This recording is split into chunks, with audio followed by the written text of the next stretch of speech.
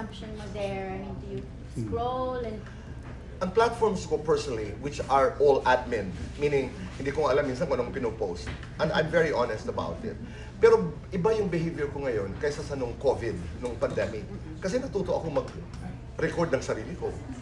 Natuto ako makipag-Zoom, makipag-Google Meet. Natuto ako mag-operate ng laptop ko. I was very, very independent. Because there was no other way. There was no other way. Naalala ko nung I started my YouTube channel, I started doing interviews, nagtataka ako kung bakit dumadami yung followers. Yung parang, ang dami. Oo. 10,000 to 20,000 to 500,000 to 1 million. And then I got pa the chip, the blue whatever. Hindi ko naiintindihan yun. Hindi ko pa naiintindihan.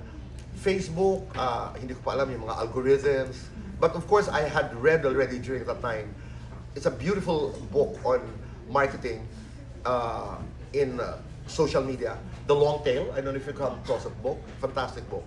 Anyway, pero hindi ko pa alam kung paano mag-behave. Ngayon, people take care of my platforms.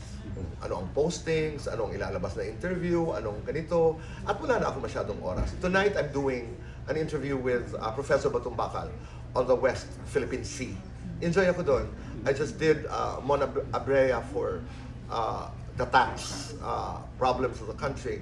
I'm hoping to be able to do other interviews. Pero hindi na yung, well, I'm too busy kasi to be able to do a regular, sana, pangarap ko, may bago akong interview na, political interview every Friday or Saturday. I'm not there yet. But I'm able to do my social media.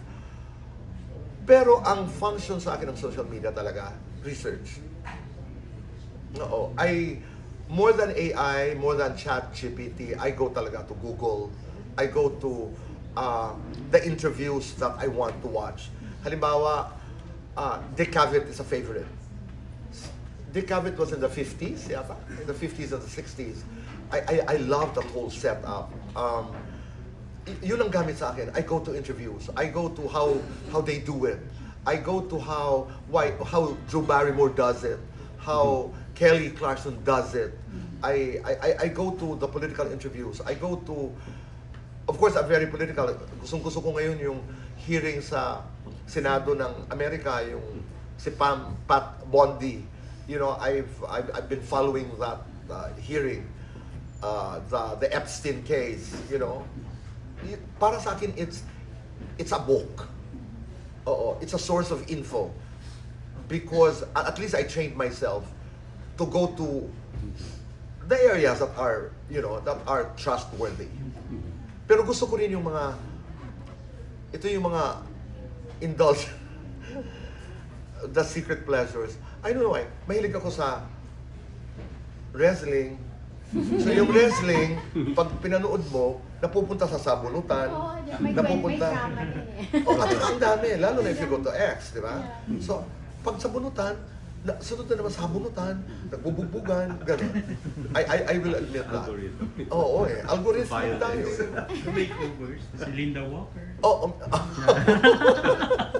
Oo, di ba? Yung may gano'n. I am also surrounded by Gen Z, sila Jam, na sir, ang pinag-uusapan. So, hindi ako nahuhuli doon. Ay, sir, nagva-viral ngayon. Talaga? Patingin nga. Kasi, hindi ko siya algorithm eh. Oo. Halimbawa, yung kay Alvin, wala naman sa algorithm ko kasi eh. Kahit halimbawa, I made a statement kahapon, wala sa algorithm ko yung mga reaction. Kasi nga, ang algorithm ko, politics, boxing, MMA, totoo, MMA, basta yun, hanggang, di ba in Mexico or in Peru yata, meron sila yung to settle differences in the community, nagsusuntukan, I'm there. Pinanonood ko yun. Kung alam mo bakit.